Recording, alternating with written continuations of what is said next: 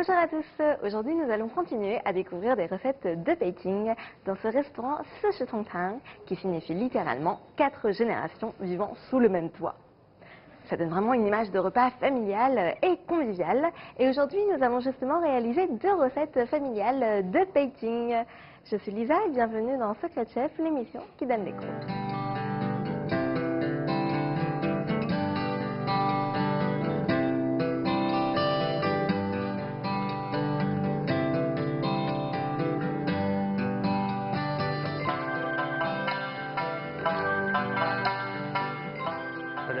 Bonjour, je m'appelle Zhang Lei, je suis le chef du restaurant Tang. Je suis chef cuisinier depuis 20 ans et je suis spécialisé dans la cuisine de Beijing et celle du Shandong. Bonjour chef. Bonjour. Nous allons réaliser une célèbre recette de Beijing, n'est-ce pas?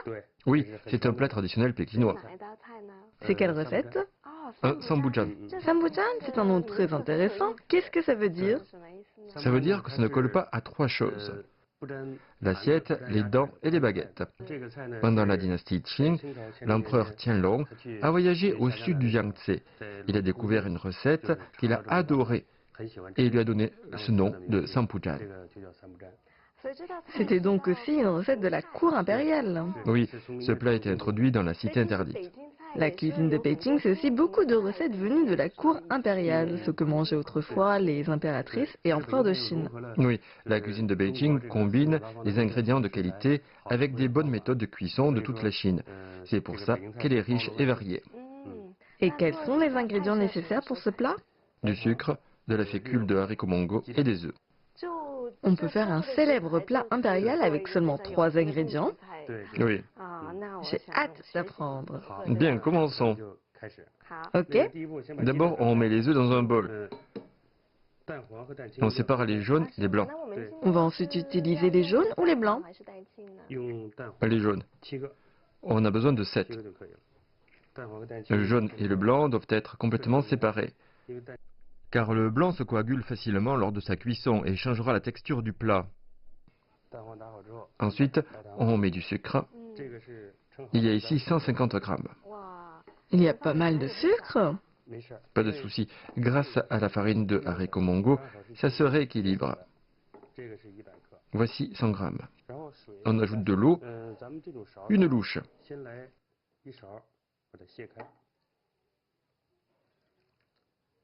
Puis, on remue bien. Quelle est la fonction de la farine de haricots mongo? Ça sert à donner une certaine consistance. Est-ce qu'on peut la remplacer par de la fécule de pommes de terre ou de la farine? On peut utiliser de la fécule, oui, mais il ne faut absolument pas utiliser de la farine. Sinon, le plat collera aux dents et le résultat ne sera pas bon. Et maintenant, il faut bien mélanger. Oui, tout à fait. Ok, on commence. Attaquons-nous à la cuisson. On utilise quel feu? La clé de cette recette, c'est le feu. La poêle doit être bien chaude et l'huile froide. Lorsque la température de l'huile atteint les 180 degrés, on verse le tout. Il n'y a pas assez d'eau. On ajoute une louche de plus. On ajoute de l'eau en 2 temps. Oui, car il faut la bouillir et la rajouter à la préparation. Et pourquoi? Pour faciliter la cuisson et pour éviter que ça n'accroche à la poêle. Je vois. Bien, l'eau bout. On verse l'eau chaude dans la préparation. On remue tout en versant pour que l'œuf ne se solidifie pas. Bien, il faut préchauffer la poêle. Puis on ajoute l'huile. On met le feu au maximum. Il y a pas mal d'huile. C'est pour préchauffer la poêle. On n'utilisera pas toute cette huile. Bien, c'est chaud. On sort l'huile, puis on met de l'huile froide. Vous pouvez m'expliquer? C'est pour réchauffer la poêle. C'est une méthode de cuisine chinoise. Comme ça, les ingrédients ne collent pas à la poêle. Bien, à cette température, on mélange encore parce que sinon, il y aura des grumeaux. Ensuite, on filtre à l'aide d'une passoire.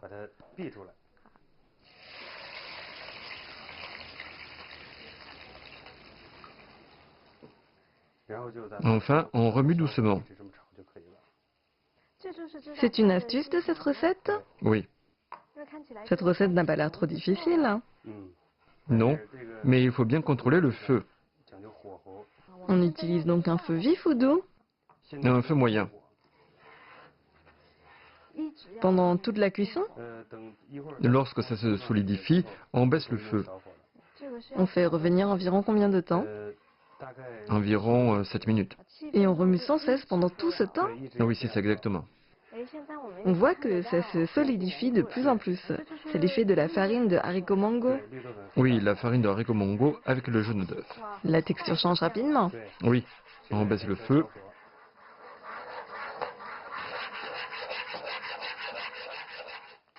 Et on continue à remuer. Est-ce que la consistance va changer? Oui, ce sera plus fin. Maintenant, il y a encore des petits grumeaux. Dans un instant, ce sera plus raffiné. Je vois. La consistance est de plus en plus épaisse et de plus en plus solide. Ce plat est bon pour les enfants et les personnes âgées. C'est très nutritif. Ça demande beaucoup de force, de poignée pour réaliser cette recette. Oui, ça demande de l'énergie. Il faut remuer sans cesse pendant 7 minutes. Dès qu'on s'arrête, ça colle. Ah bon? Oui, on remue. C'est presque prêt. Je vais la retourner. Il faut secouer sans cesse pour éviter que ça ne s'accroche. Il ne faut pas que ça colle à la poêle, n'est-ce pas? Oui, notre plat est presque prêt. Cette recette est assez simple.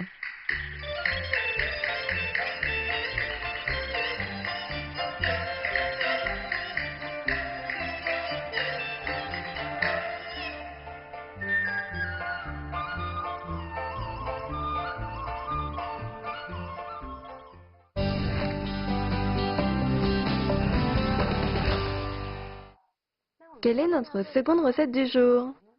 Un sapangxier. Sapranché, c'est aussi un nom intéressant. Ça veut dire surpasser et pranché crabe. Mais où est le crabe? On n'en utilise pas. Mais cette recette sera meilleure qu'avec du crabe. Je vois. Mais que va-t-on utiliser à la place du crabe? On va utiliser du poisson plat et des œufs. Et pour l'assaisonnement, du gingembre haché, du vinaigre de riz, du sel, du sucre, du poivre et de la fécule de maïs. Ce sont les blancs d'œufs de la première recette. Oui, on les a gardés. Nous pouvons commencer par la découpe du poisson. Avant de couper en lanières, on coupe d'abord en grands morceaux. Puis, on coupe en tranches de même épaisseur. Et enfin, on coupe en lanières.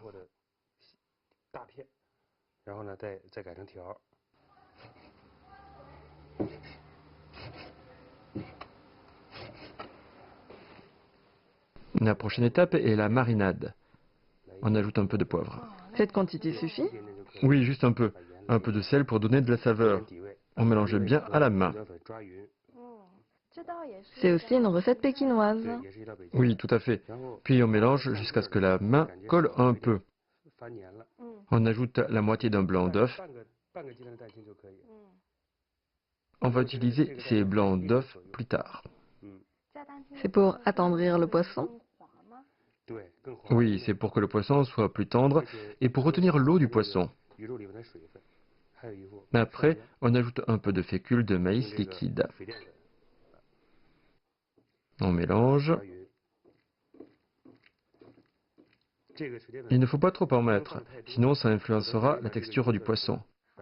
On laisse mariner 1 à 2 minutes. Ok. Et il faut ajouter un autre ingrédient, des œufs entiers. Les blancs d'œufs restants ne suffisent pas. Combien d'œufs entiers? 3 œufs. On va également séparer les blancs des jaunes. Il n'y a que 3 jaunes d'œufs. On mange principalement des blancs d'œufs. Oui, on commence à sauter. On allume le feu. Pour que les œufs ne collent pas, il faut que la casserole soit chaude et l'huile froide. C'est l'astuce que nous avons apprise tout à l'heure. Oui, vous sentez la température et maintenant on verse l'huile. Vous utilisez quelle huile? De l'huile de soja. La température de l'huile doit atteindre 180 degrés. Bien, l'huile est assez chaude. On remue un peu pour que la température de l'huile soit uniforme. On verse dans la poêle. On remue un peu. Ce sera cuit en 30 secondes. Est-ce qu'on peut faire revenir à la place? La couleur de la viande ne sera pas idéale. Mieux vaut faire comme ça pour que la viande ait une couleur plus claire. Bien, on a séparé les morceaux. On les égoutte. Ensuite, on va frire les jaunes d'œufs. La couleur du jaune d'œuf représente... Elle représente le frais du crabe et le blanc d'œuf représente la viande de crabe. C'est pour ça qu'on les cuit séparément. Oui. En attendant la bonne température de l'huile, on mélange les jaunes.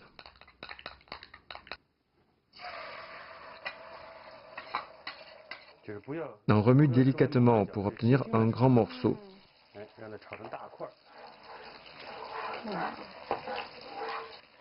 Ensuite, on les coupe en petits morceaux avec la louche.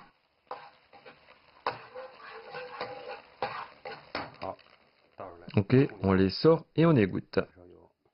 Une louche d'huile. Pendant ce temps, on mélange bien les blancs d'œufs. On les sort. Et il y a 10 blancs d'œufs. Oui.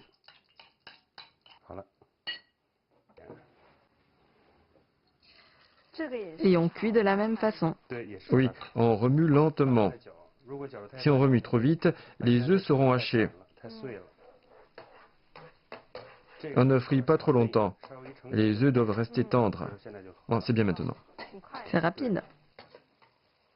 Oui, on les égoutte bien. On va préparer la sauce. Un peu de poivre et de sucre. Dans la cuisine chinoise, le sucre sert à rehausser le goût. Ce n'est pas pour donner un goût sucré. Du sel. Un peu de sel. Ensuite du vinaigre, 2 cuillères. On sentira vraiment la saveur du crabe? Oui, parce que le goût du gingembre avec le vinaigre, le poisson et les œufs donnent des saveurs de la mer. Je vois. On ajoute 3 cuillères d'eau, de la fécule de maïs liquide, 2 cuillères. Nous commençons à sauter le tout. On laisse un fond d'huile. On ajoute le gingembre haché. On remue un peu, puis on ajoute les ingrédients principaux. Quand la température augmente, on verse la sauce.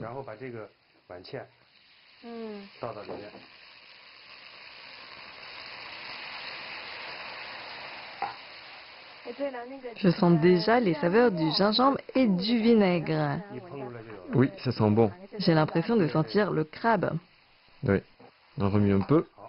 On peut le sortir.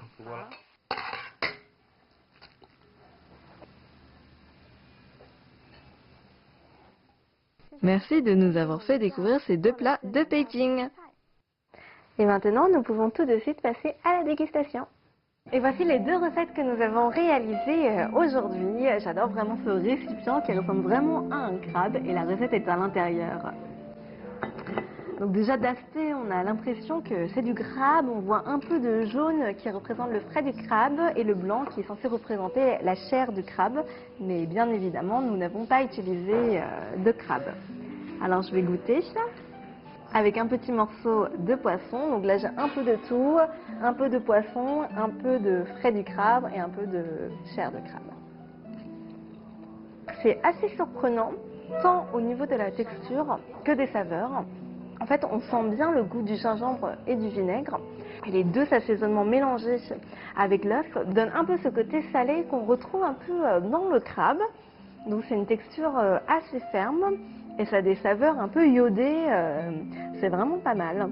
Maintenant, nous pouvons attaquer à ce dessert. D'aspect, c'est très jaune et ça ressemble un peu à un flan. On va voir ce que ça donne au niveau du goût.